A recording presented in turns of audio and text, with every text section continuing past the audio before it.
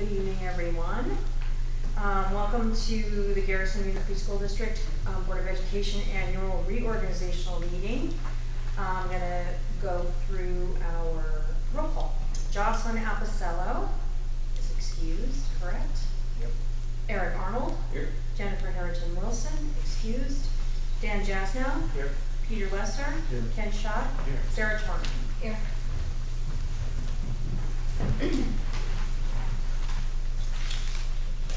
Pledge allegiance to the flag of the United States of America and to the republic for which it stands, one nation, under God, indivisible, with liberty and justice for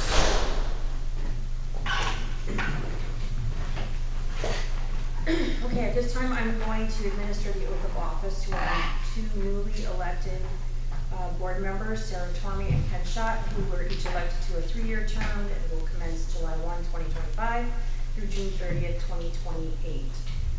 Sarah, let's start. Okay.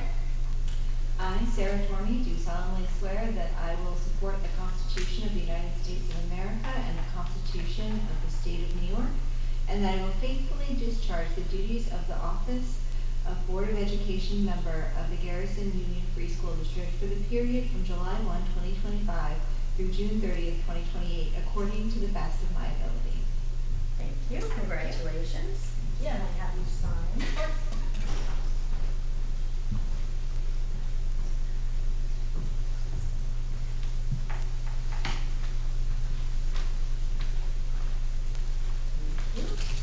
Okay, Ken, you're up next.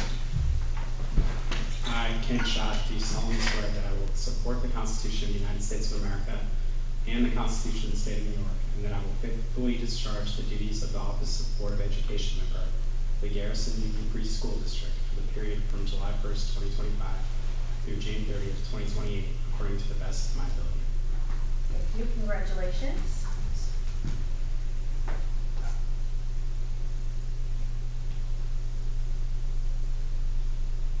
Thank you. Okay, Dr. Stoll, you are up next. I, Dr. Stoll, do solemnly swear that I will support the Constitution of the United States of America and the Constitution of the State of New York, and that I will faithfully discharge the duties of the Office of Superintendent of Schools of the Garrison Union Free School District according to the best of my ability.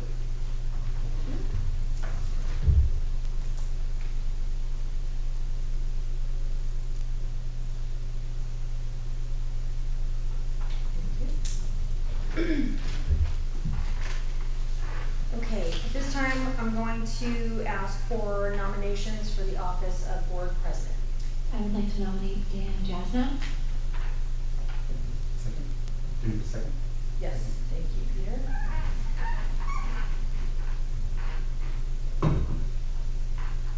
Any other nominations? Okay, having heard none, I will move to a vote. All in favor, please say aye. Aye.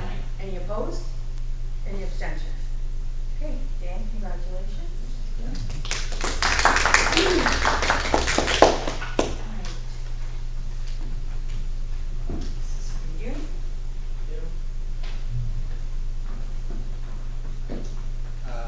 I, Dan Jasnow, do solemnly swear that I will support the Constitution of the United States of America and the Constitution of the State of New York, and that I will faithfully discharge the duties of the Office of Board President of the Garrison Union Free School District Board of Education for the period from July 1st, 2025 through June 30th, 2028. Is that correct? Yeah, sorry. 2026. 2026, thank you. According to the best of my ability. I did not sign up for 3 years. Try to sneak that one in. Sorry about that. Thank you, Dan. And then if I can also have you Okay. sign the oath book. I do have it correctly.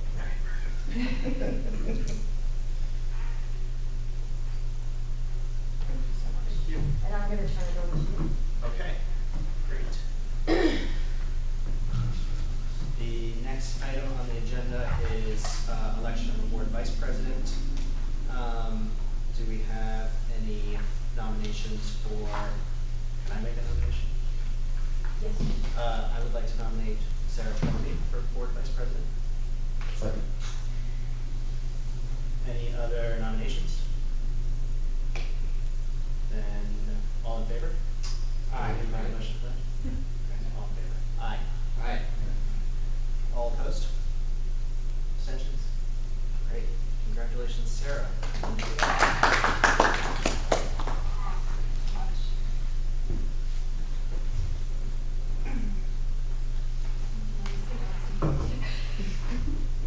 I, Sarah Tormey, do solemnly swear that I will support the Constitution of the United States of America and the Constitution of the State of New York, and that I will faithfully discharge the duties of the office of Board Vice President of the Garrison Union Free School District Board of Education for the period from July 1, 2025 through June 30th, 2026, according to the best of my ability.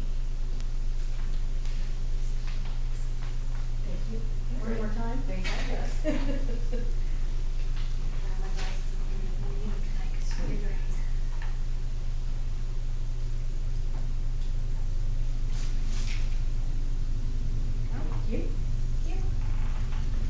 All right, moving on to item 5A, appointment of district clerk. Be it resolved that the Board of Education of the Garrison Union Free School District hereby appoints Dusty Callow as district clerk for the Garrison Union Free School District effective July 10th, 2025 through the annual reorganization meeting of July 2026. May I have a motion? So moved. Second. All in favor? Aye. Opposed? Abstentions? Great. Thank you, Dusty. Welcome, thank you. I, Dusty Callow, do solemnly swear that I will support the Constitution of the United States of America and the Constitution of the State of New York, and that I will faithfully discharge the duties of the office of District Clerk of the Garrison Union Free School District for the period from July 10th, 2025 through the annual organizational meeting of July 2026, according to the best of my ability. Thank you, Dusty. And, Dan, I'll need you to sign in here. Okay.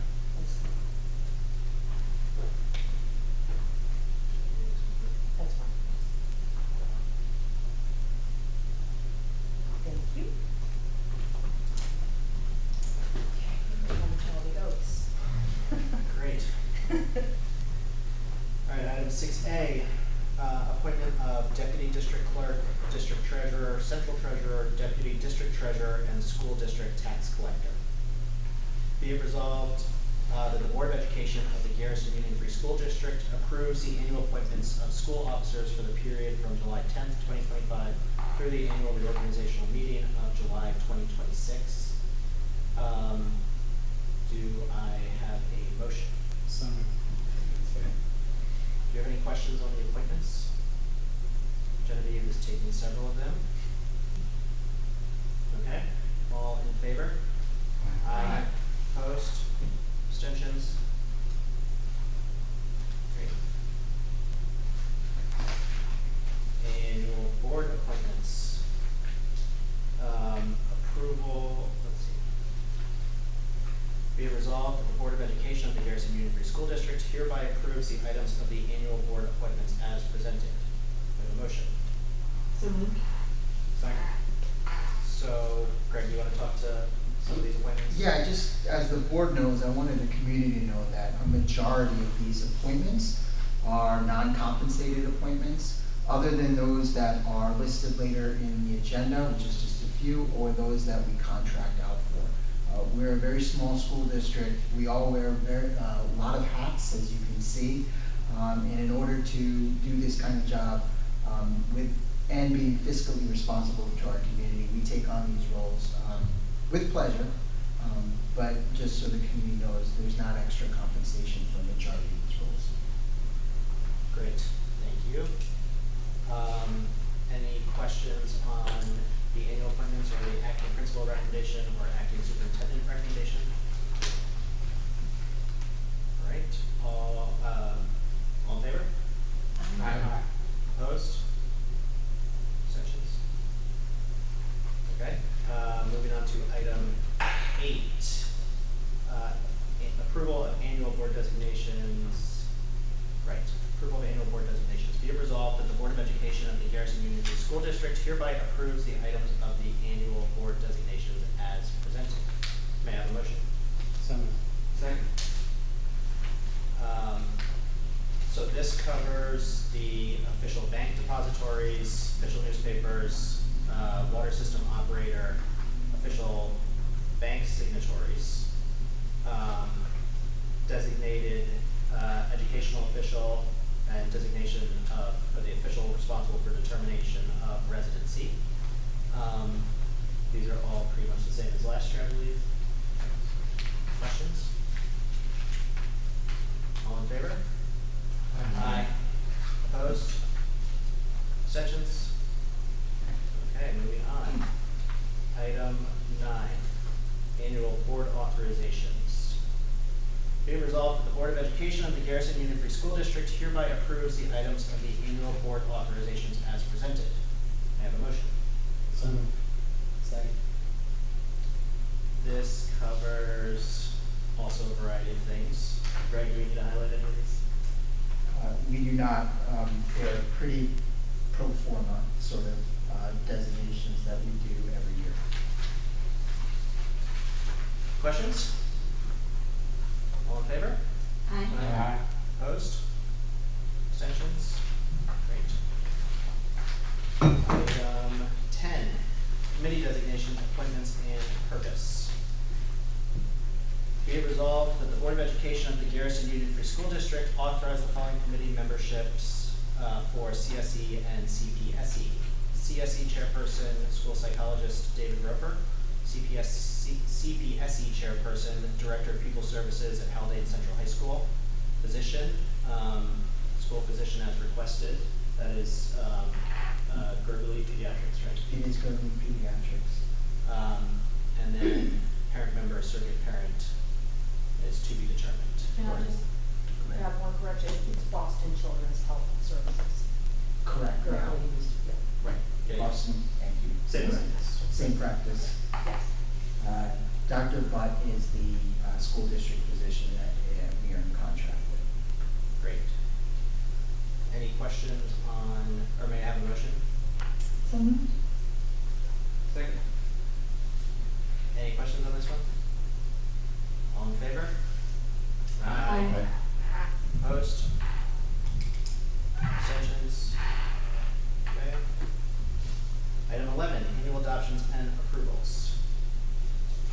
Be it resolved that the Board of Education of the Garrison Union Free School District hereby approves the items of the annual adoptions and approvals as presented. May I have a motion? So moved. Second. Okay, this covers the impartial hearing officers, adoption of policies and code of ethics in effect during the previous school fiscal year, capitalization and appreciation thresholds for fixed assets, establishment of annual rates of pay for substitutes and other personnel, establishment of annual rates for facilities use, and establishment of annual rate for non-resident tuition for the 2025-2026 school year. Greg, do you want to talk about the non-resident tuition rate? Yeah, Dan, I'll just mention two things. The only changes from last year is $1 more an hour for our bus driver, substitute bus driver, and the reason being, looking at prevailing wages, we wanted to make sure we're very dependent on our part-time bus driver, and we want to make sure he remains with us, as he's been a great asset for us. The other change from last year, otherwise all of the fees and stipends are exactly the same. The only other change is that the non-resident tuition rate, which was 16 and change last year, we've adjusted to be equal to what our non-resident tuition rate is that we have set with our partner districts to just equalize the amount of NRT that we either pay or receive when children of Garrison are either tuitioned out or we tuition these students. Thank you. Any questions on any of these items? And that rate is still lower than local private schools, correct? It is. We did check the local private schools and we undercut them by a few $1,000. And is well below the actual rate or the actual cost it is for us to educate a student. Anything else? Any motion? You have a motion? All in favor? Aye. Opposed? Abstentions?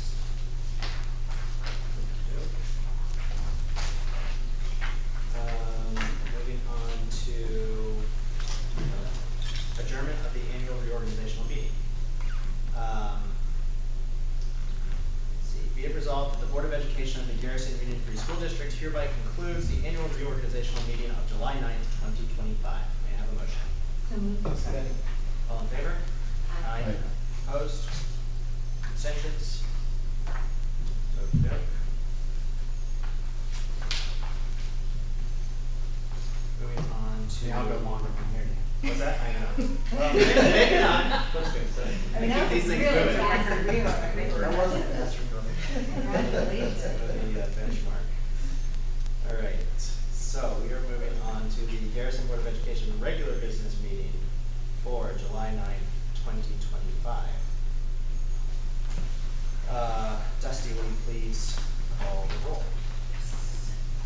Jocelyn Epicelo, Excused? Eric Arnold. Here. Jennifer Harrington Wilson. Dan Excused. Jasnow. Here. Peter Lesser. Here. Ken Schott. Here. Sarah Twan. Here. Thank you. Moving on to the accept agenda or agenda changes. Be it resolved that the Board of Education of the Garrison Union Free School District hereby accept the agenda. I guess I should ask, does anybody have the agenda? Make changes first. No changes? All right, be it resolved that the Board of Education of the Garrison Union Free School District hereby accept the agenda as presented. And a motion. So moved. Second. All in favor? Aye. Aye. Opposed? Abstentions? Yep. Board President remarks. That's me. Yep. Thank you all for trusting me with this position. I look forward to working with you all again. I know that we have a lot of great ground to build on top of. Thank you to Sarah again for your excellent stewardship of the district over the last 5 years. I'm very glad that you're joining or taking on this new role as Vice President. Yeah, I just look forward to working with all of you. Again, if there's anything that any of you think the board could be doing better, that you're looking for in terms of organization, agendas, items you want to see over the next year in terms of presentations, please let us know. Greg can circulate the retreat agenda, which will give us an opportunity to talk about items we want to see over the next year as well. But if there is anything, please let us know. All right, moving on to superintendent's report. Greg? Thank you, Dan, and congratulations to you and Sarah. I want to first start off, because this is our first meeting since we had an incredible amount of celebrations. I was able to attend the Haldane and James O'Neill High School graduations. They were incredible. Our students we have there really have done really well, and where they're going is just really amazing. And I want to thank Haldane and James O'Neill High School for doing a wonderful job with our students. I also want to congratulate the Garrison class of 2025, our 8th graders. I will miss them dearly, I really will. They're an incredible class, and the graduation was a remarkable event. And I heard they had a pretty cool after party too. So. I wanted to let the community know, the board knows about this. We had our first, we hope to be a tradition, our first 8th grade legacy project, which is an outdoor mural right outside here at Learning Commons on the retaining wall, which was a kind of an ugly mess before. It is now primed with that kind of whitish color, and we're going to break it into quadrants, and every year an 8th grade class is going to do a legacy art project on the wall. And I want to thank Nico Stone, one of our community members, who is an artist and helped our students create this vision. Also Mr. Young, who's very involved in this.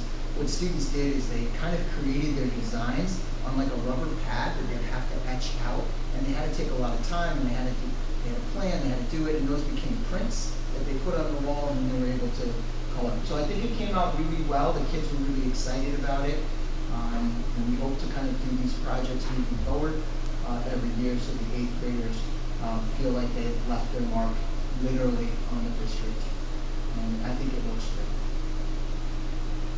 And I also want to thank the class president, Hudson Schott, who really was driving us to do a Leave Behind project, legacy project. And when I spoke to him about this being an opportunity, he was all for it, organized his classmates, and they were all really like involved and excited. I went into our class when they're doing it. They were really, really engaged in this activity, and I think they enjoyed it. At least they did when I walked in. The other thing is, I was really sad the last 2 weeks because there was no one in the building, no students in the building, just adults. And if anybody knows me, I really do like adults, but I really like kids a lot better. And so when the students arrived this week for our summer scholars program and a couple students last week for our ESY on the first, life got drawn back into the building. And so there's just a few pictures, and our teachers are doing amazing work. Right now they're kind of using environmental education as a foundation, and they're doing a lot of projects around that, getting some play in as well. Just an amazing program. So I want to thank the community for supporting this, because as you recall, this was grant funded the last couple of years, and this year our community is funding it. So thank you, Garrison community, for funding this incredible program for our students. I just want to give the board, we do have some updates on some capital projects, and I want to give the community some updates. We did finally get grant approval for a water heater project that's been in the works forever. So right now, the next step is just to bid the project out and get it done. The 1908 original section of the building and the main office roof, samples have been taken for hazardous materials. Architects have conducted measurements. The next step are for the architects to get the samples back and then develop architectural plans for us to consider, and then moving forward for SE approval.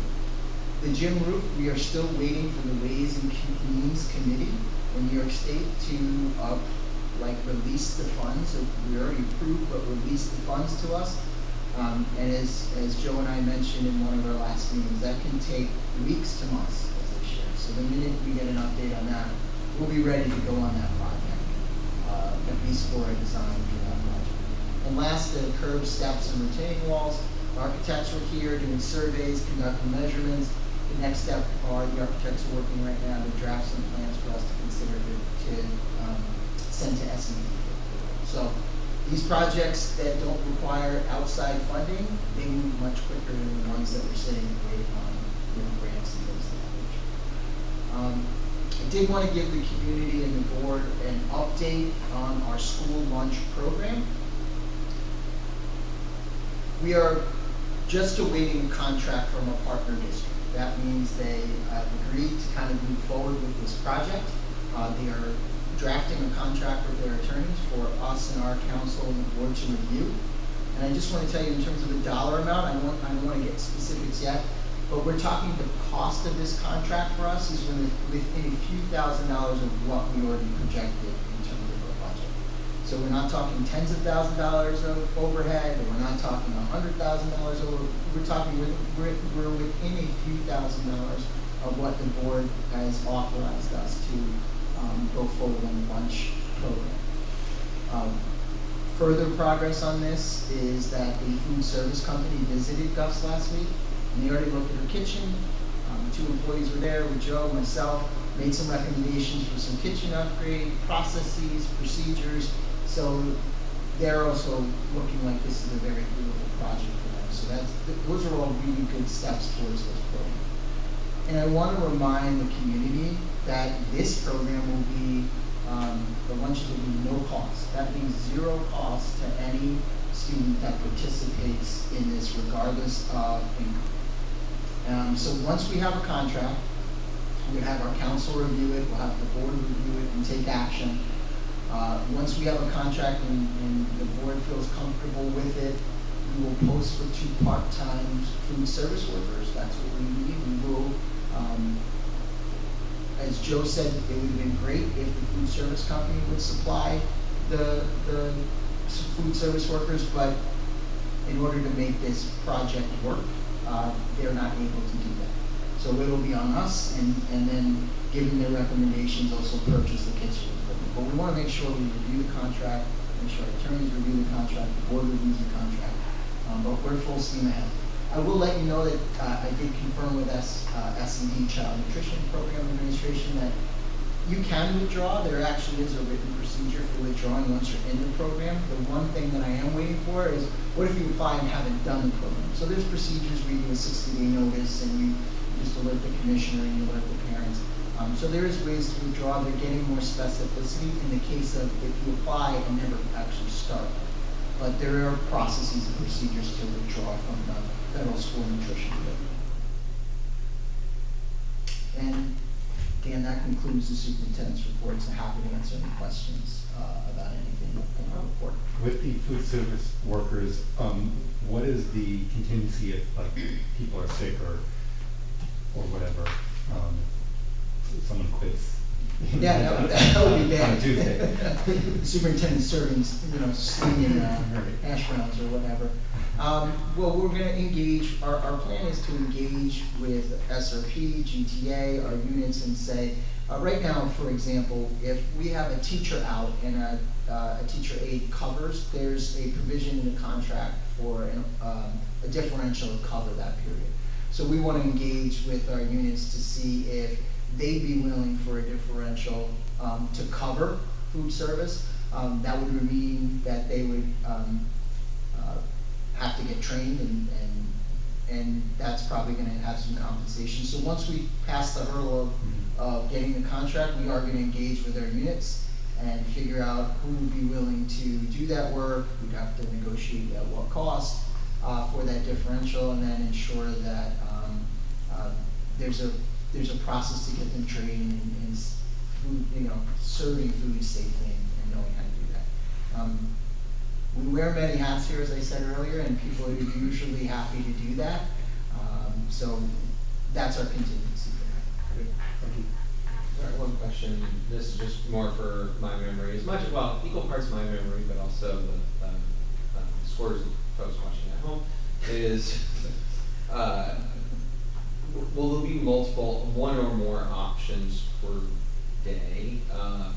And the reason I ask is just because if there's one option and, kid orders it, doesn't like it, having a hangry kid back in a classroom could be disruptive. So I just wanted to see if there's the thought is going to have a hangry. Yeah. That's the situation. I will tell you, there will always be just one hot item option, but there will be like an option to serve. We haven't decided what that is, but an option to serve like a kind of something made ahead or cold option that you could do.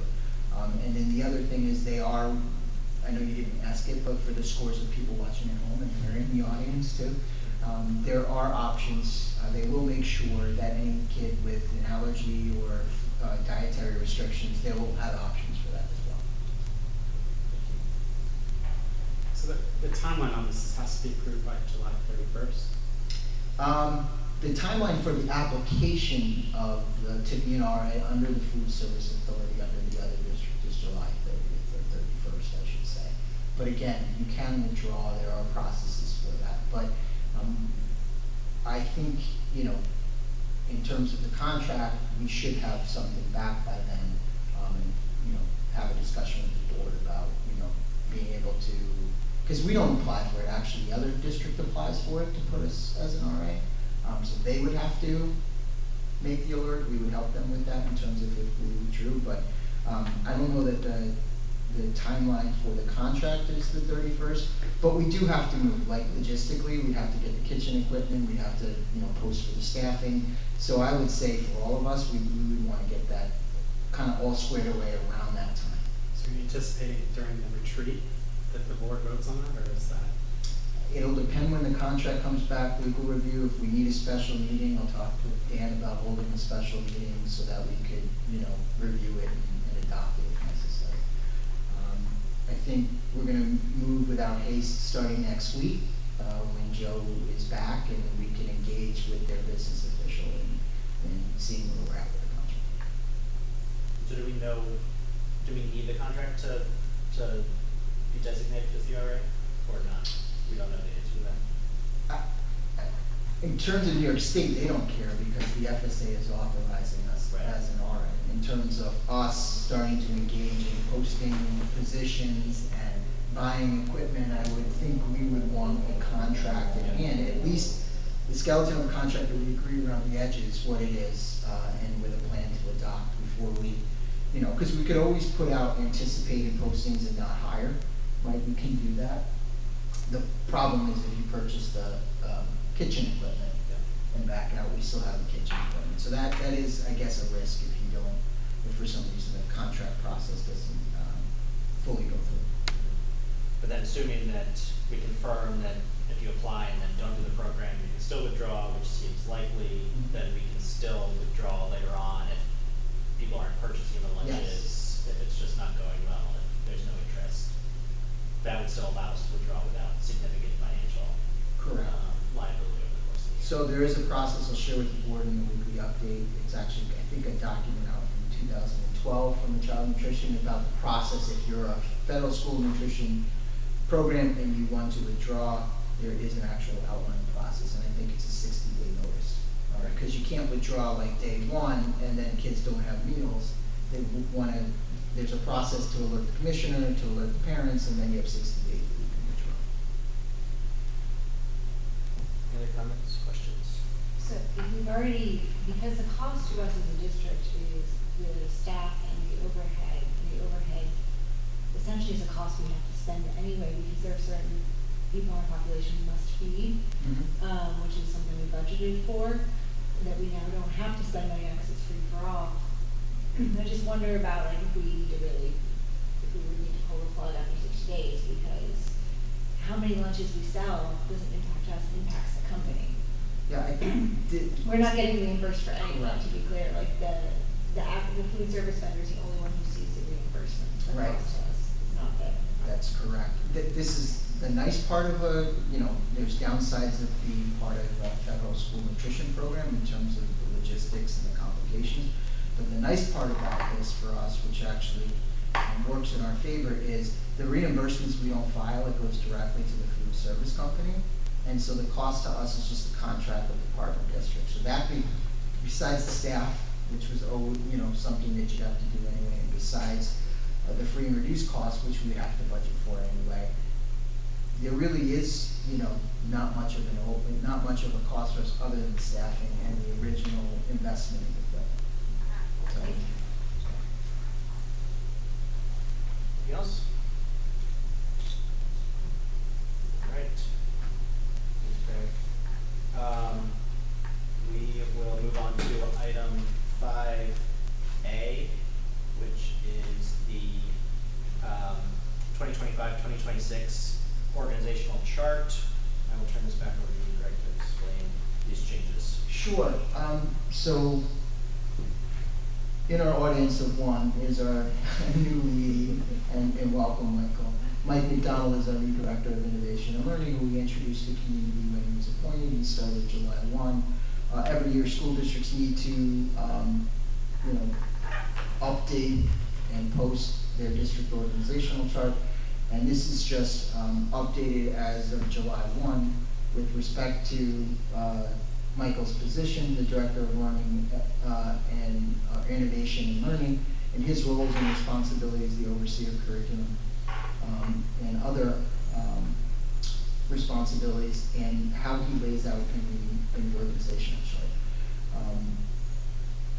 Again, instructional staff report directly to the building principal with supervision and oversight from a day-to-day operational standpoint from Allison, but in terms of evaluation, APPR of staff, myself also support that role, but Allison is the lead, just the daily supervision of staff. But overall, his responsibility is the instructional program for the district. So I'm happy to answer any questions that the board may have about the org chart. Questions?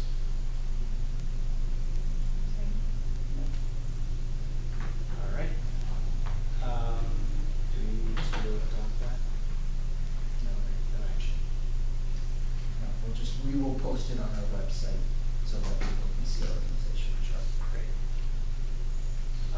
on to item 5B, board committee discussion and assignments and reauthorization of committee charges.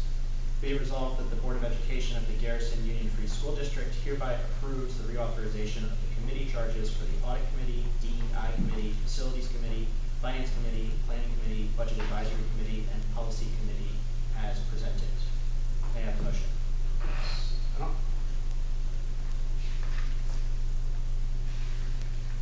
Are these like motions? What? It's one, yeah, it's one resolution to Okay. Just for re-adopt the committees. the charges for each of the committees. Discussion after the motion. It's so moving 5 minutes. Second. So. Really don't wanna do committees this year.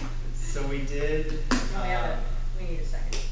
we had a second. I second. From Sarah, Yeah, yeah. thank you. So we're making a couple small changes to committee assignments. I will be joining the Finance Committee, and Sarah will be joining the Facilities Committee, so we're just swapping those two positions. Eric has agreed to take over as chair of the Facilities Committee. Thank you, Eric. And Peter is gonna take over as chair of the Budget Advisory Committee. Thank you, Peter. Other than that, everything is gonna stay the same. I haven't heard from anyone else, unless anyone else wants to change their committee assignments. I didn't hear from, well, Jen said she was happy to stick with it, and so did Jocelyn. Other than giving up, Jen is giving up the chair of the Budget Advisory Committee. Any other comments or discussion on committee assignments? So then we adopt these now, you'll circulate the assignments, the revised assignments, and then committee chairs can organize meetings as needed over the summer or whenever. For Budget Advisory Committee, they will need a charge, at some point. And when, Ken, can you just speak to when? We should do that in the fall. In the fall, okay. Okay. Yeah, okay. This is like a burning issue. We worked well this year. It worked well this year, it would have been nice to maybe had a little bit more time after that, but I don't know. Like, how quickly finance decides I mean, what they want. the first year was an obvious subject. Like, in the first year, we kind of knew more. I don't really know if there is an issue with it, I think we went into the last 2 years with ideas of what the issue would be, and I don't know if we got that this year. I mean, I don't know if it's after this discussion here, but I mean, one thing that, maybe it's a facilities thing more, but the forest, like, Yeah. you know, like, project, if we're gonna really do something, it would seem like there'd be a big finance part of that. But I don't know if that's we're not there yet. I think it would be interesting, just in thinking of committees, I think planning especially could use some reevaluation of what it needs to focus on, and maybe if we're focusing all of our committees around sort of our commitment to environmental education, obviously that finance has to do a budget for the whole school, not just environment programs, but really sort of that big sort of 30,000 view of what is happening with our environmental education program as we go forward with this potential 5-year plan, and circling around that with the budget advisory, like what are the next steps in that? And that might be a good way for sort of maybe planning and budget advisory to work together as well on what that is. Just a thought. I think if you have other ideas, right, I mean, we can, just circulate them. Okay, yeah, I'll think. Any other comments on assignments or charges? All in favor? Aye. Opposed? Abstentions? Go. We are moving on to SPO discussion. So we just wanted to have, provide the board and the community with a quick update on where things stand. So Greg circulated, initial red lines, on the SPO contract with the Putnam County Sheriff's Office that were based on some of the, takeaways from the task force and early board discussions. We then circulated those red lines to the full board, got some comments back from board members.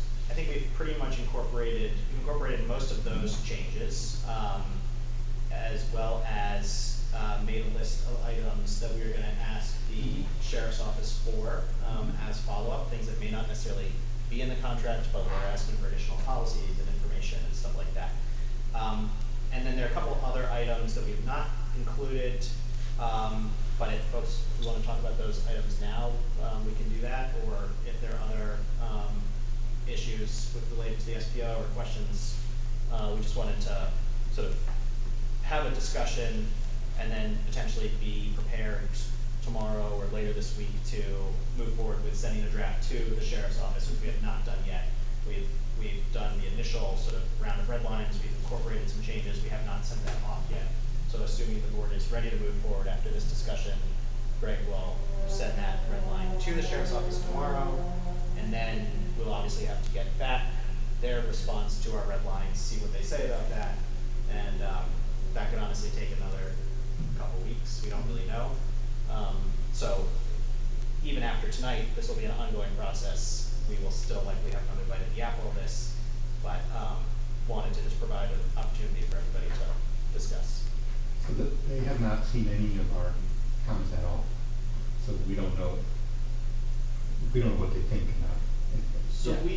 we shared That's some initial concerns, or Greg shared some comments from the community with them about what things were important to us. Sort of an informal. Right. In a discussion with the sheriff, and so any changes that the board has seen in this, that it should not be a surprise to the sheriff's office. And we had a follow-up discussion with the undersheriff and Captain Shepperly too, to say, when, the contract as is, it's not gonna happen. And so we again shared with that team too, some of the concerns. So nothing that is added to their boilerplate SPO contract should be a surprise. Would this be the right time and place to raise the issues you and I have discussed, or, okay, so, yeah, I mean, I think there were two things that I had concerns about. The first was in section 6, and, my concern was just that the language there is a little too vague. Now, from our discussion, I agree that and to clarify, I don't expect the MOU to specifically restrict or lay out what areas of the building are, open patrol or anything like that. But that is something that has been raised directly to me by parents who either have children with disabilities or IEPs, or there's a bridge program, and I think, and even some who are supportive of an SPO. So for basically the same thing, for very similar concerns from both types of community members, which is that they're fine with the deterrence element, right? An SPO is in front of the building, at drop off in the morning is there. A dismissal is on the grounds, outdoor recess. None of those, and can go anywhere, in the case of an emergency, right? The concern, and this is largely because it's K-8 school, but also because, we have a lot of kids with IEPs and we have a bridge program, is not necessarily having an armed staffer in places like the learning commons when students are present, or in the cafeteria, or wandering the hallways during the instructional period.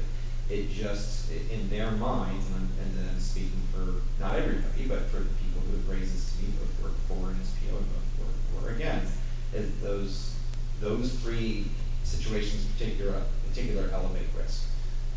And so so my question is just how do we address that? I know we can't really address it in the MOU, but how do we figure that out? How do we figure out what's okay as part of normal routine and what isn't? And so this is, just to clarify, your suggestion had been, do we want to restrict where the SPO can go in the contract? So it would say the SPO cannot go in the learning commons, cannot go in the cafeteria, cannot go in certain other educational spaces. Unless it's an emergency. Unless it's an emergency. So,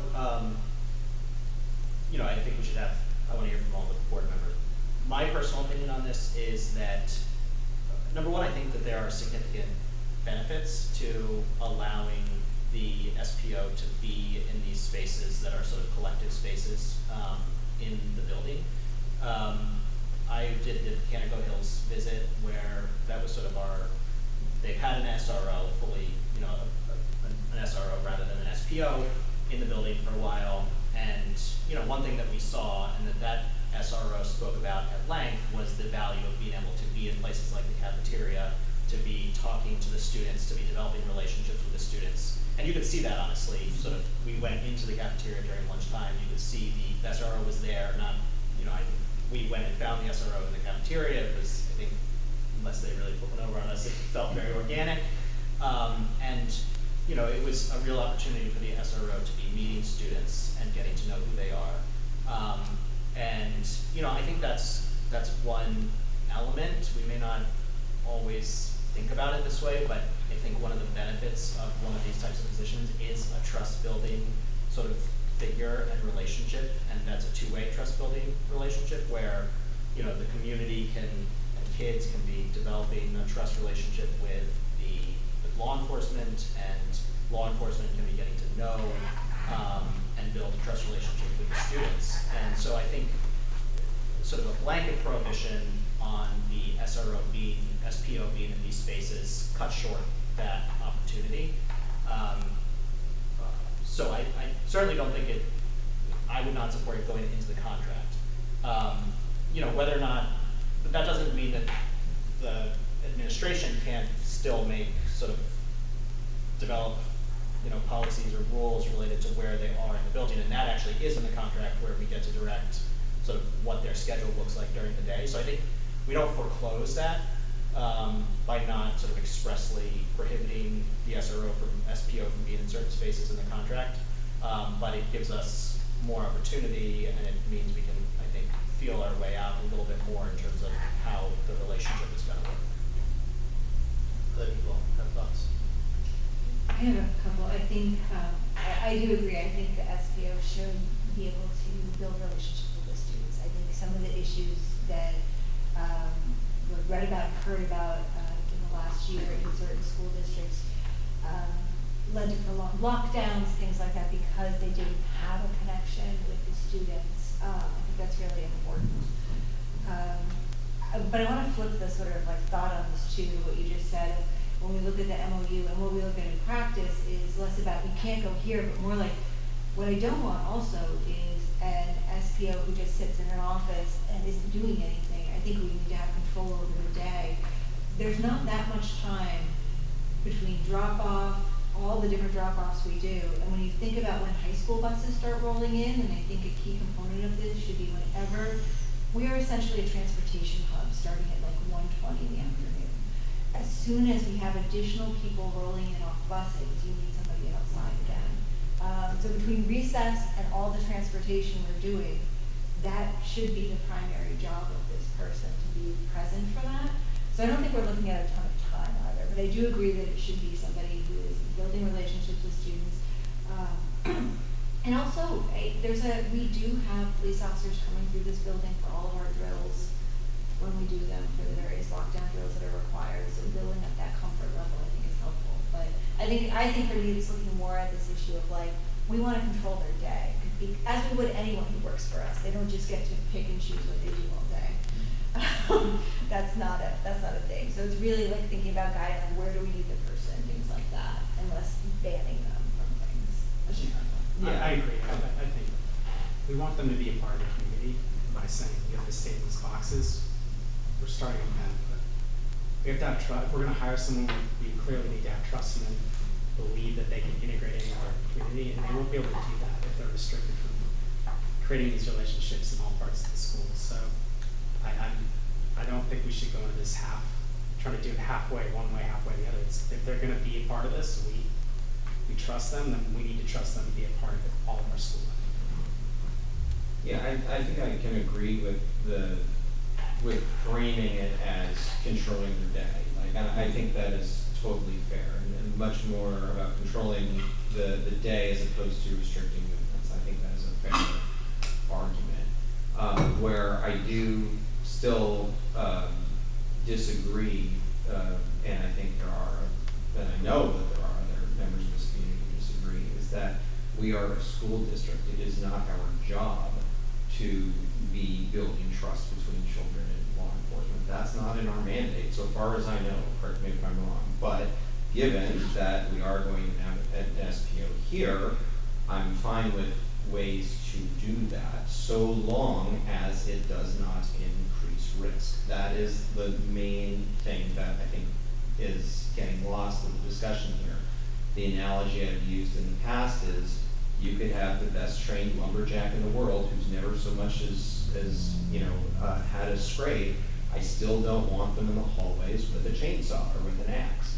We are still introducing a deadly weapon to educational spaces, and we need to think very seriously about that, primarily because it's a K-8 school.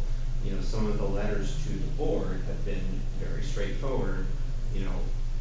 Gun falls out of a holster. Officer breaks up a gym class, and a kid who is in the bridge program reaches for it and grabs it. There is, I think, more opportunity for bad things to happen if we don't think about controlling the day. I think that's the way I would like to frame it. And again, I agree, it doesn't necessarily have to be reflected in the MOU, but I think those are 2 points that I think should be taken into consideration. Is that, sure, we do want this person to be a trusted, respected member of the staff here. At the same time, there are just other circumstances here that need to be considered. And I feel like the people who are either the 40% of people who said they don't want this, and percentage of the 60 who said they do, who have raised their concerns. They're okay with deterrence. They're okay with patrols at recess. But there are other things they're not okay with. And I think we're still barreling forward saying, don't worry, we got it, when I don't know that we got it. And that's my concern. I think that's fair. I don't think it's gonna be something that everyone's gonna be happy with me either, would be my opinion on it too. I think there's gonna be some give and take on it, in terms of how it works. And that's fair. What people are comfortable with. Yeah, and I think, and again, what point that's been raised again to us and also by me is, it's just, there's gonna be people who aren't happy with the lunch program, but it's a lunch program. That's toothpaste you can put back in the tube. I don't know what this is. And I think that's where some of these community members really want that extra level of assurance, because, the nachos is just not the same as our personnel. Yeah, I think we all agree we want to do this as thoughtfully as possible, and that we want to make sure we get, that's why we're going through the red lines in detail. We're submitting red lines. I think we don't even know if they're going to accept these red lines, to be honest. So, And the red lines are good. They are very good. Yeah. I really do think you guys did a phenomenal job. Yeah, I'm glad we think so. I hope, other people feel that way as well. We are making a real effort to incorporate the concerns that people have raised. And we are going to continue, I think, this approach and being very thoughtful and deliberate through the hiring process and all of these things. I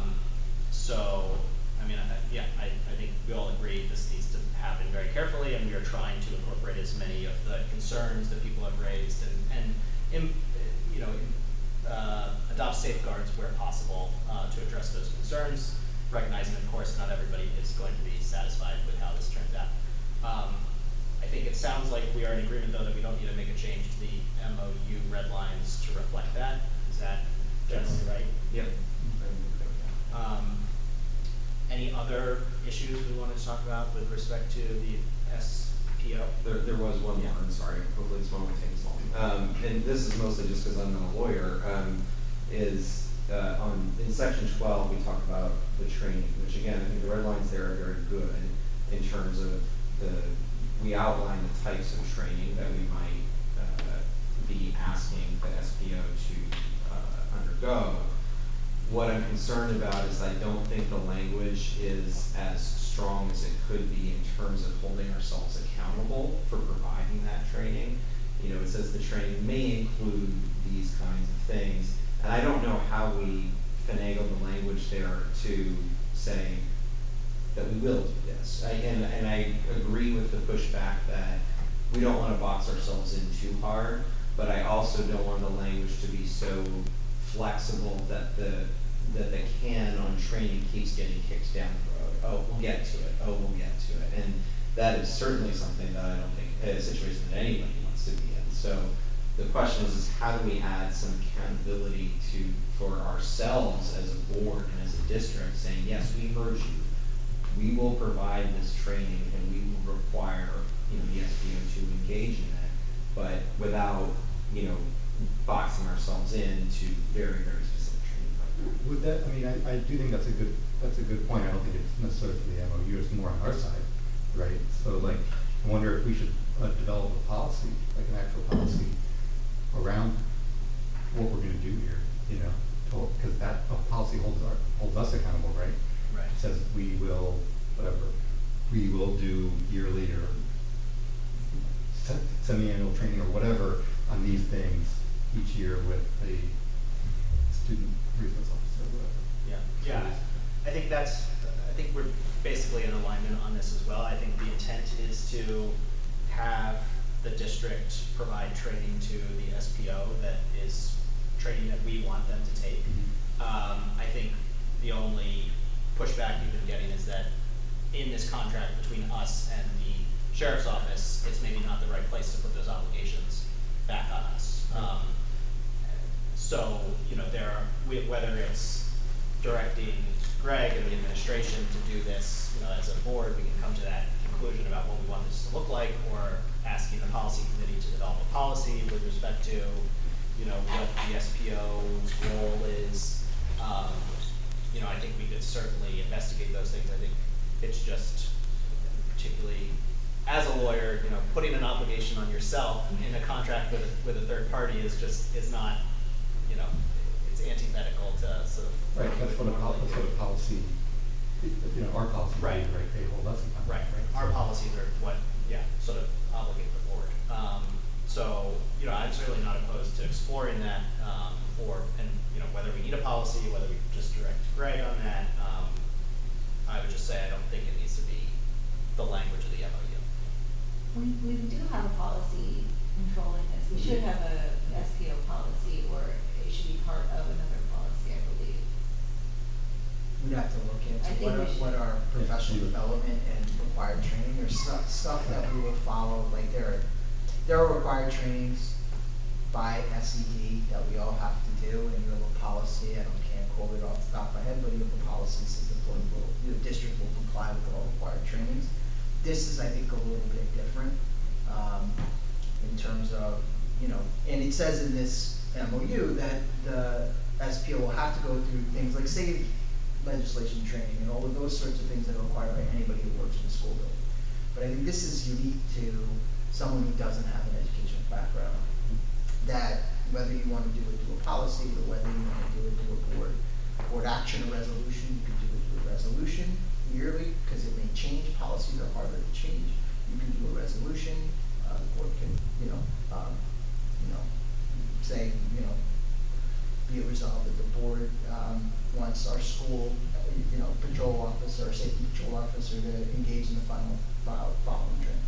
And there are multiple ways to hold ourselves accountable, but as Dan said, I think that the contract between the sheriff's office and us is just a different sort of venue.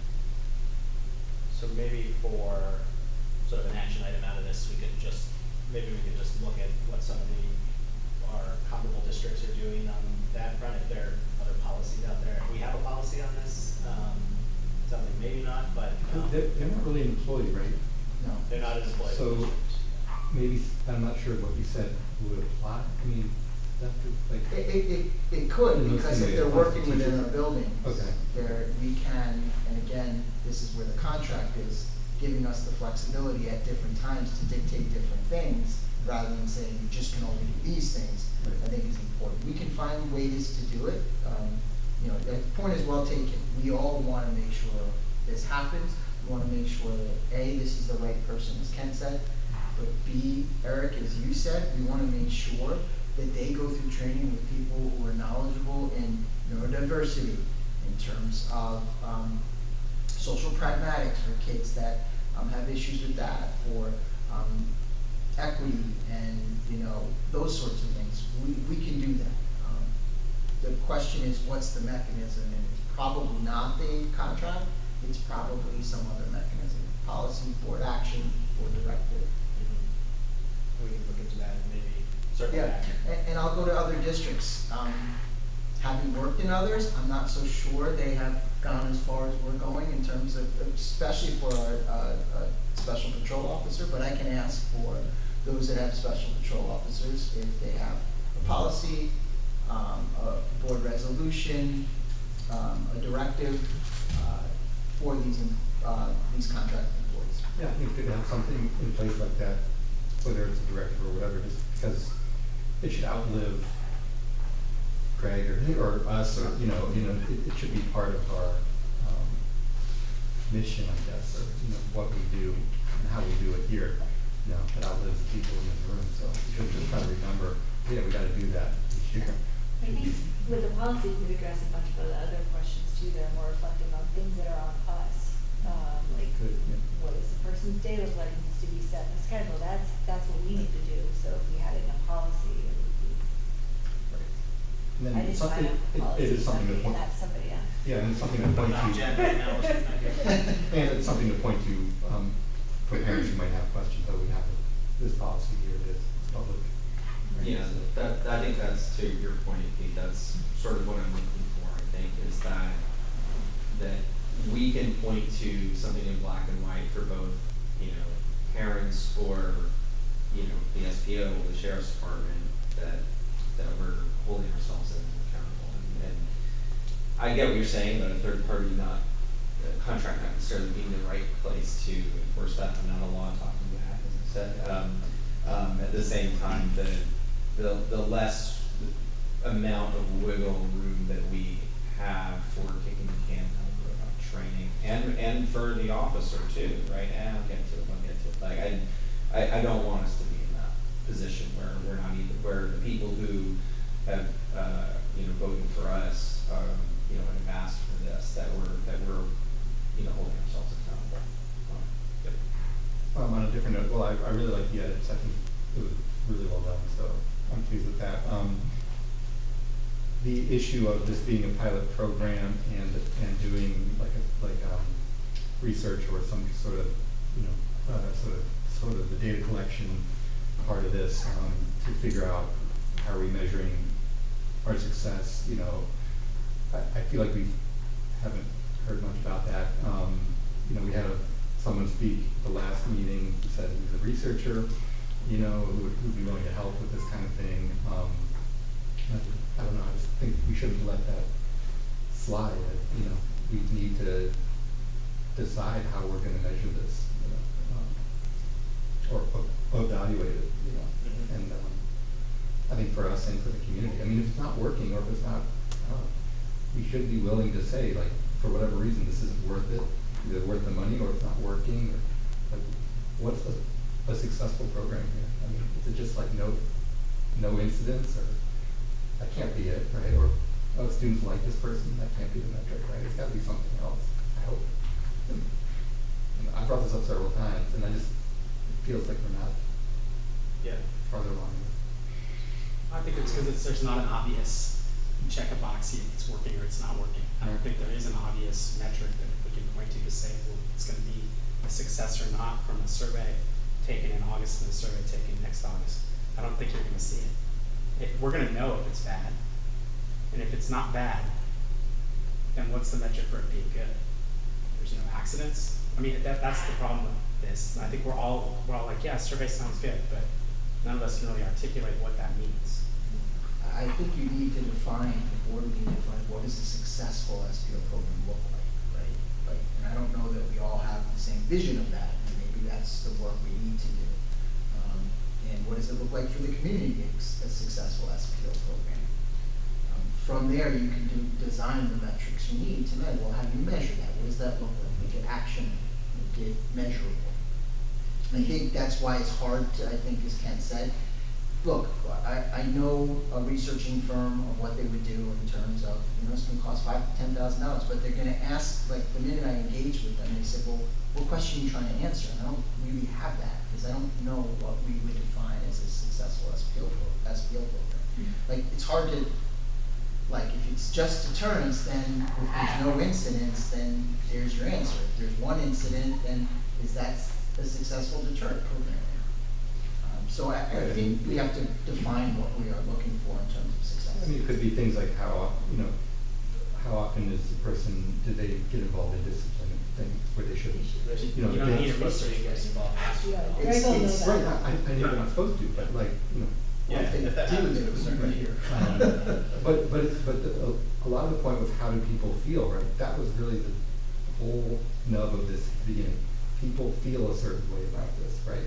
So does it change how people feel? I think Jen sent a survey out Mhm. last time, and if we could send that either to, I think we talked about this, but maybe now that like end of school's wrapped up, we can look at it. Sending it to one of the groups you spoke with and said, hey, how much would it be if we tell you this is the survey we want?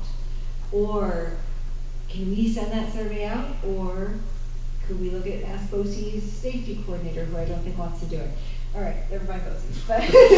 They just don't do that type of It's work. not what they do, They're I happy to understand. come in and look at our programs, look at our processes, procedures, but they don't do. I think having Frank come back and do, I think, I'm probably the only one on the board who remembers his last presentation, having him come in, our regional safety coordinator, in the fall and talk about the other components would answer some of the other questions we heard too as a presentation. That would be helpful, but that's another topic. But I think looking at that survey and starting there and saying, does this answer our question?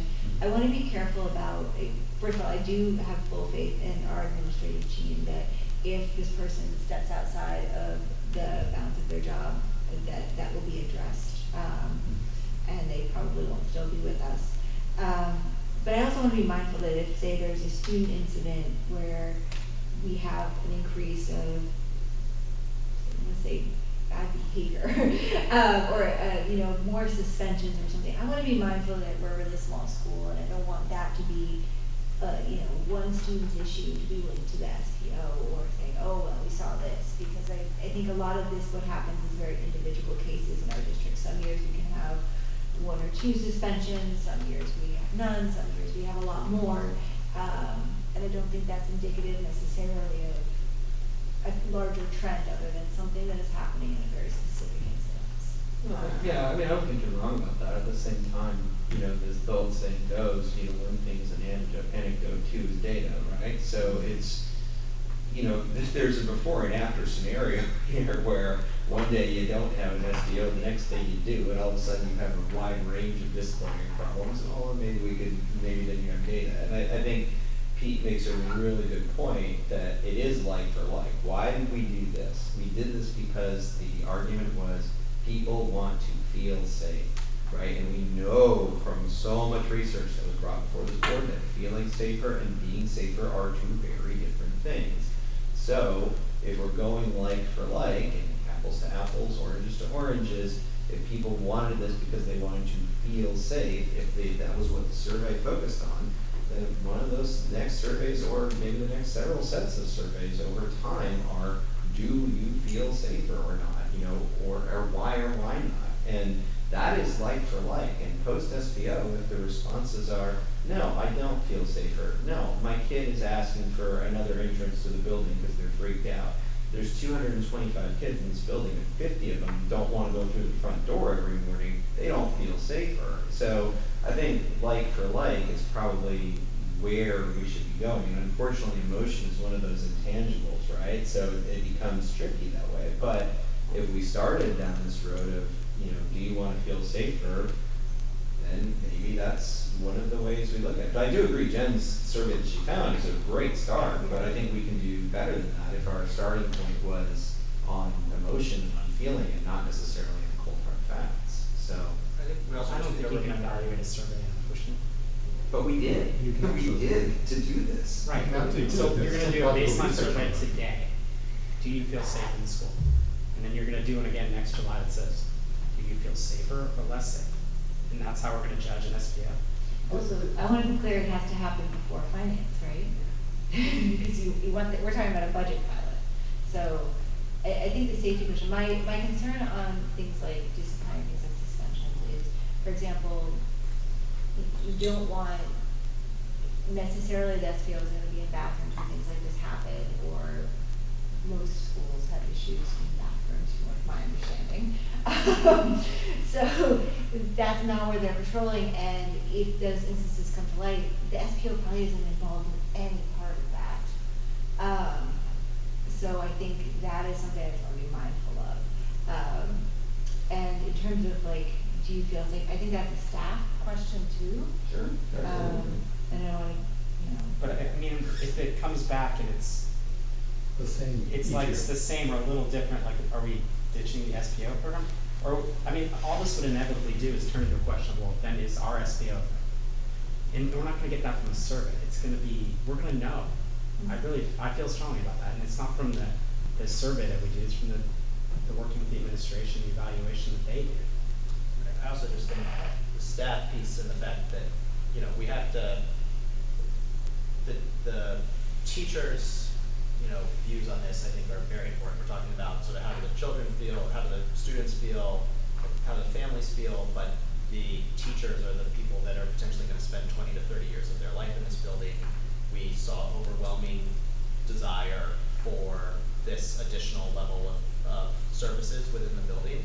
And I think, you know, we talked about at length, we make a lot of asks of our teachers. They have not made a very hard ask of the board, I think, in a very long time. And so when we are talking about sort of, you know, making an assessment about whether or not this is working or not, I think we have to be, at least in my view, you know, deferential to the fact that this is something that people feel very strongly about. And I suspect that's gonna be reflected in any data that we ask them about, or do they feel safer or not. If they don't, then, you know, we could look at that. But, you know, certainly, I think making sure that we are incorporating the voices of the teachers and the GTA who are not here tonight, but, you know, who have been very outspoken on this, is gonna be a really important part of this. So if we did the survey though, and we included all those demographics, I mean, I think for me, when I would get to budget season again, and saying, all right, we have this pilot, how are we evaluating that? If I saw a survey that the teachers said they felt safer, that data point would really trump some of the other data points for me, because of the fact that I want them to feel safe in what is their home. So, I think that's then the discussion we have at that point when we're looking at the budget. So I don't think the survey is necessarily useless in that regard. I just think we have to, before you do a survey, it's a cardinal rule. What are you trying to get out of it? Exactly. Like, you can't be like, let's do the survey and see what we get. You can't do it that way. So we do have these. Because then everybody in this room will take that survey and say, this point, that's the point of the survey, that's the most important point. Dan will say that's the most important. Sarah will say that. Nobody will agree if we don't go in all aligned on what the survey should do. Everyone will take a little piece of it and say, that proves my point.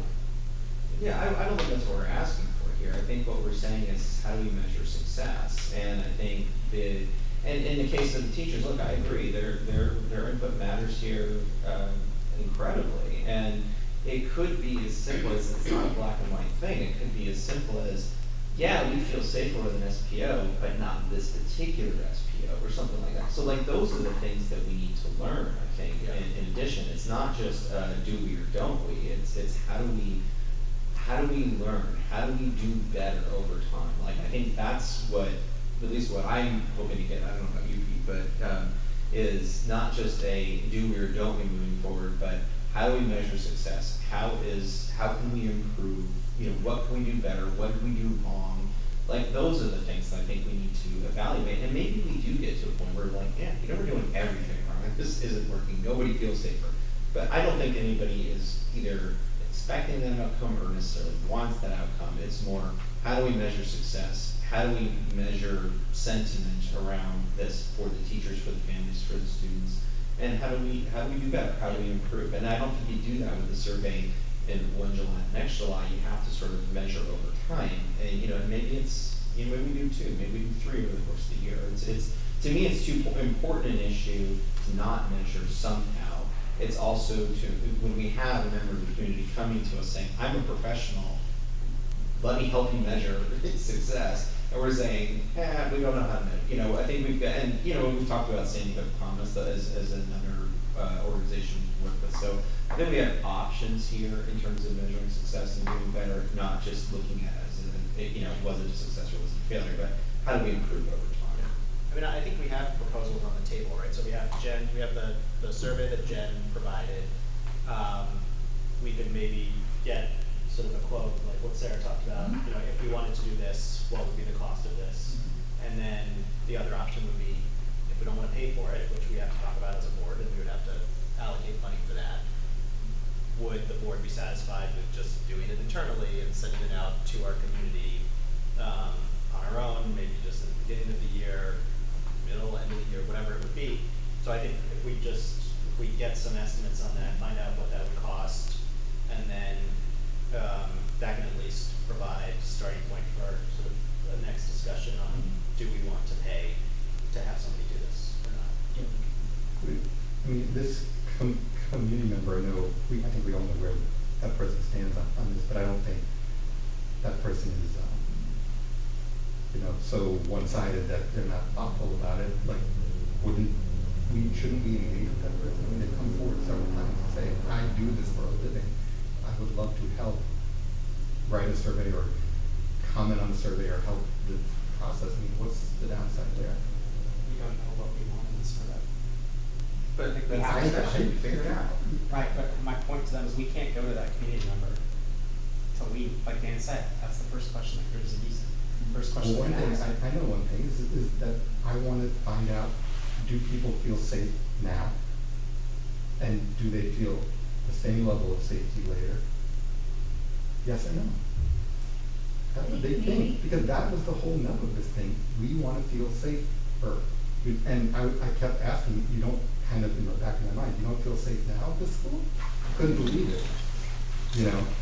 But obviously that's how they felt, right? That's what at least they were saying. So does this change how people feel? And I think you can do research on emotion. There's a whole subfield of psychology on emotion. You can definitely do this. That's one question. There's probably others.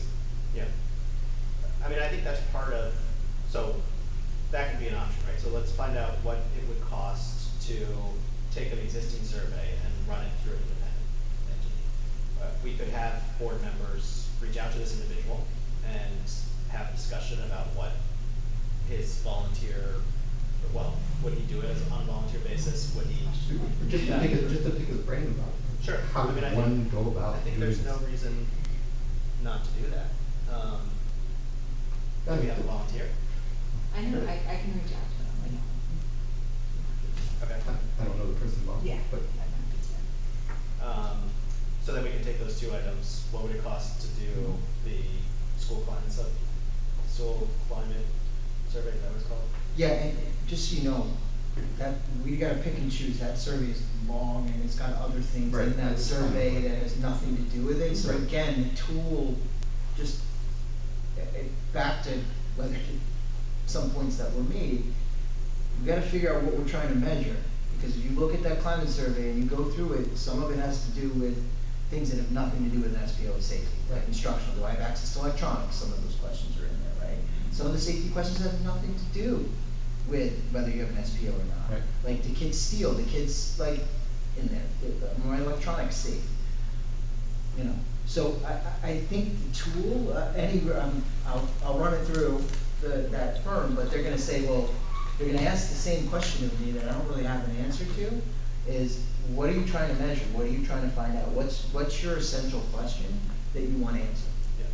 So I think we can reach out to that one parent member, I'm happy to call them up and just say, what would you need, what information do you need from us? A, are you volunteering your time from your company? Or what information do you need from us before you would proceed?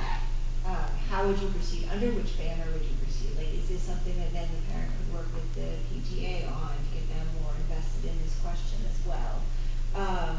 So that might be an idea there, so it doesn't necessarily come from the administration as well. Yeah, I think it's important not to come from the administration. Like, I don't think the administration or even teachers should set the question, right? That's, you know, we provided the rationale for the ask in terms of the teachers, right? And so I think it's important for us to think deeply about what is the question we're trying to be answered, and maybe that individual can help us. And I can tell you that I know this group that I asked before, and I know they can help us, but it, cost will be the question. So I think the question for that group would be, what would be the cost to design a survey to evaluate changing perceptions of safety within the building? I think that makes a ton of sense. But I mean, to Pete's earlier point is that it started with, do you feel safe? Some people thought no. We can ask that same question in November. We can ask that same question in March. We can ask that same question in June. Do you feel safer or not? And if so, why? If not, why not? It's pretty straightforward, I think, in that regard. But I do think you're on the right track there, Dan, in terms of measuring overall sentiment. Right. And I think it's a balance too between survey fatigue, honestly. I mean, if we're asking the teachers, sort of every couple months, I think, the quality of the data is going to degrade too, because people are just going to stop taking the Right, surveys. I think a firm or, will help advise us on Right. how we can do this. So I think we'll get some answers on cost and maybe on community participation. Then we can come back and then we're gonna have to decide if it's something as a board we want to pay for, or if we have options not to pay for. I like options not. Great. Yeah, I think we all do. Garrison spirit. Okay. Anything else? All right. Moving on to item 5D. Discussion and assignment of board liaisons.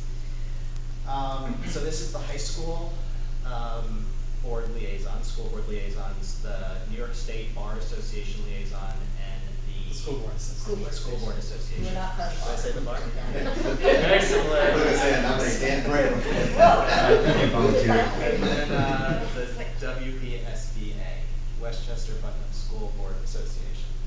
I know we have a volunteer for that one. I would love that one again, just because I'm on their board and I already attend their meetings. If everyone, I don't know if you saw the email, that's the org chart listed below, but they also do, I don't go to all of their meetings, and it's hard to believe, but the liaison sessions are generally on Mondays. If anybody's interested in that, that's much more about what they're, you can read about down below.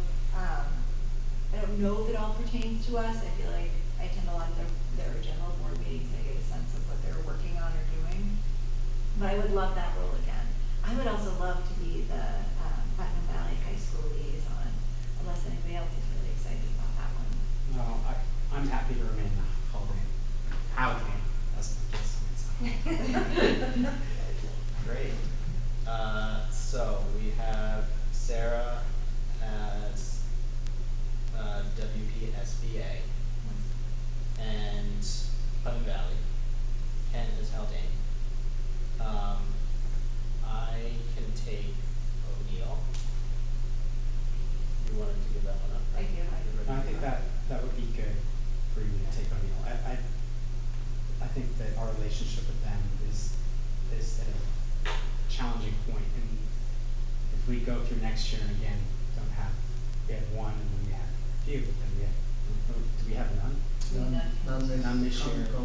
We need to make sure that we are maintaining that relationship. So I think having you take that would be. In the past, they have invited a board member to come to their board meetings, especially during budget season, which I thought was useful. And if they ask for that again, and you don't have the time necessarily for that because they meet every week during budget season, what we had talked about in the past, maybe we could do is do like a rotation. Like I'd be happy to go to some, maybe some other board members could go. I think it's really useful. I get to see how another board works. West Point is at the table at every meeting, like they're very involved. So the more our voice can be heard there, would be helpful. Okay. So I'll do that one. So we just need a NISBA liaison. I think that. Jen and Jocelyn, right? So Jocelyn was the liaison last year, but Jen was the liaison, but she did not have the chance to actually serve in the liaison role on the NISBA resolutions meeting. So maybe she wants to do it again. I think she does.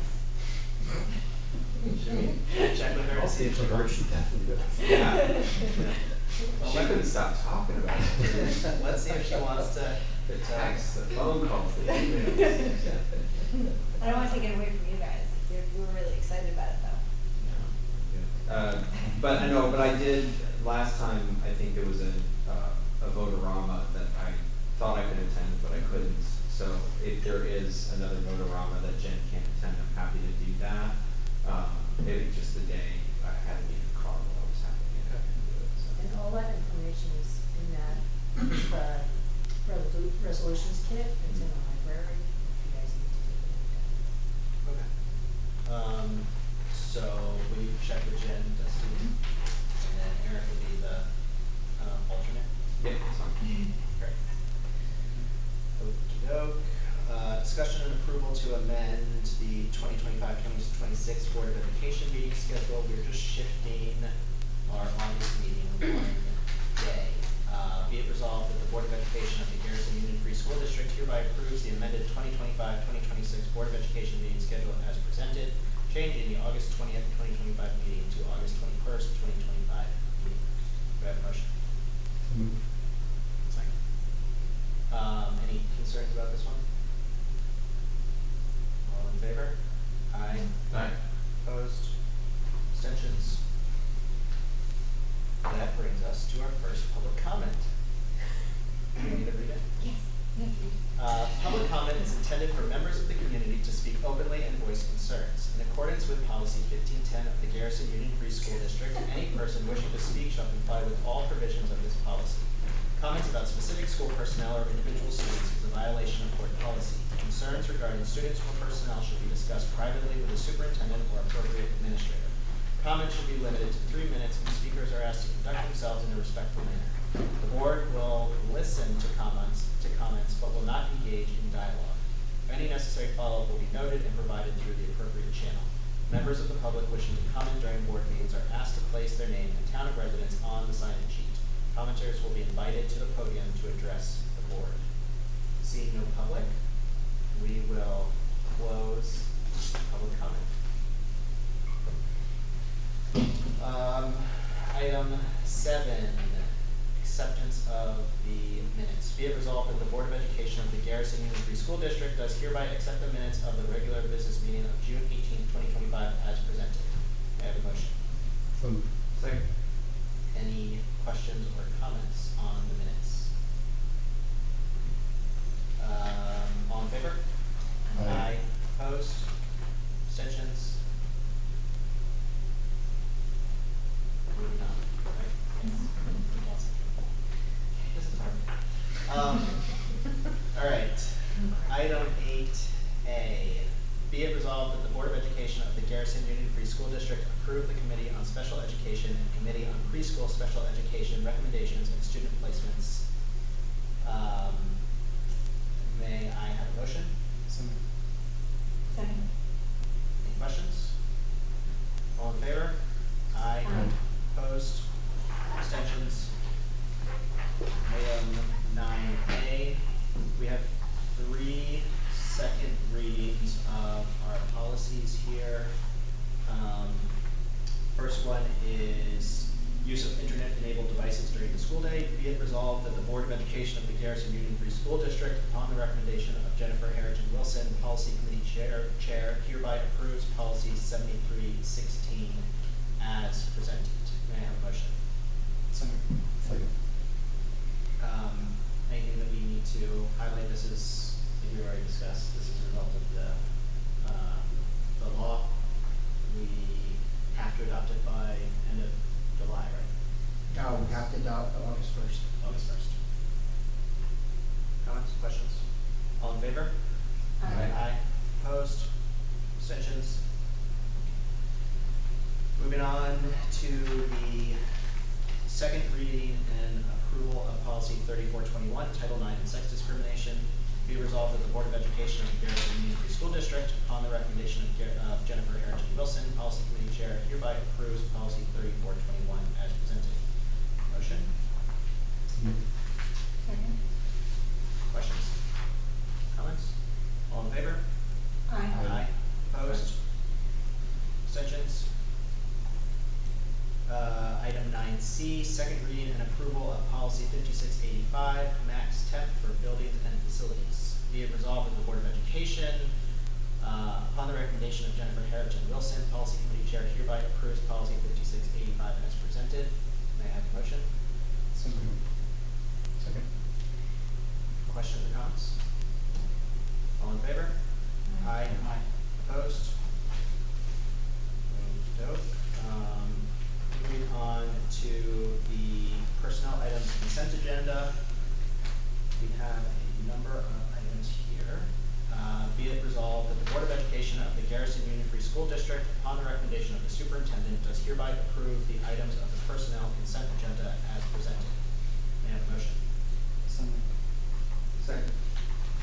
Greg, you want to address some of these? Yeah, just, one, I wanna, number one, again, thank the community and the Board of Education. Tonight, I'm making the recommendation to approve Jared Gonzalez, who is our current music teacher and band teacher for the elementary. We have secured his services through contract with Putnam Road and Westchester BOCES. For anybody who's been to our concerts, you can see an incredible improvement in our elementary band, in our elementary music program, and I'm happy to recommend Jared Gonzalez for probationary, to become a GTA member in a probationary position here as music teacher, this evening. Great. Congratulations to Jared. Any other items? Any questions? Would it be appropriate to ask about theater teacher or any movement on that? Finding theater? We could talk about, it's not, it doesn't have anything to do with these resolutions. Okay. If there's a question or comment at the end, I can certainly, yeah. Okay, sorry, sorry. Yep. Anything else? All in favor? Aye. Opposed? Abstentions? Yep. Moving on to item 11, new business. Be it resolved that the Board of Education of the Garrison Union Free School District hereby approves the new business items as presented. May I have a motion? So moved. Second. Anything you need to highlight here? Okay, any questions or comments? All in favor? Aye. Opposed? Abstentions? That brings us to our second public comment. I'm not gonna read it this time. Seeing no public again, we will keep going and move into board member comment or other discussion. Eric? Yeah, congratulations, Dan, you're off to a rocking start. Thank you, Sarah, for sticking around. And congrats to Jared Gonzalez. I know the kids love him, he's had an amazing impact on the school, and, yeah, really excited that he's a part of the staff. And I know I speak for a lot of parents, about how glad we are that he's joined the staff. Great. No comment from me. Pete? Yeah. Kent? I'm not last name, that's pretty good. Yeah. No, just thank you to the administration, just, you guys did a great job on the 8th grade graduation, and, really made it feel very special. I know that sitting next to, Mrs. Snippen from Hall Bain, I think she was very impressed with the class and the show that you guys put on. Certainly, I know the kids enjoyed it, so thank you. Sarah? Congratulations, this is a great meeting, you did a fantastic job. Very excited for the year to come. And congratulations to Jerry as well. And also, with regards to the theater program, that was that was budgeted for, again, to be a artist in residence, correct? Correct, because it's not full-time. And to answer Pete, a great question, I probably should have updated the community Yeah, on my seriously. superintendent's update, so thank you for bringing that. So Allison has been interviewing some folks that we've gotten through artists in residence through Putnam and the Westchester BOCES. We've got a couple of leads, one was just a little more distant, but we're working on it as we speak to try to secure somebody for the theater program. But thank you for bringing that up. I'm remiss if I didn't mention that to the community, so thank you. Anything else? All right,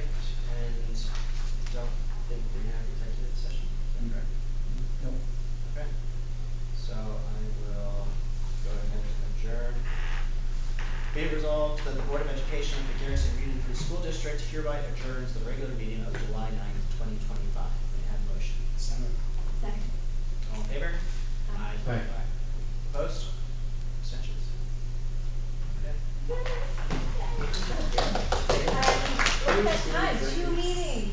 Can we do an executive session?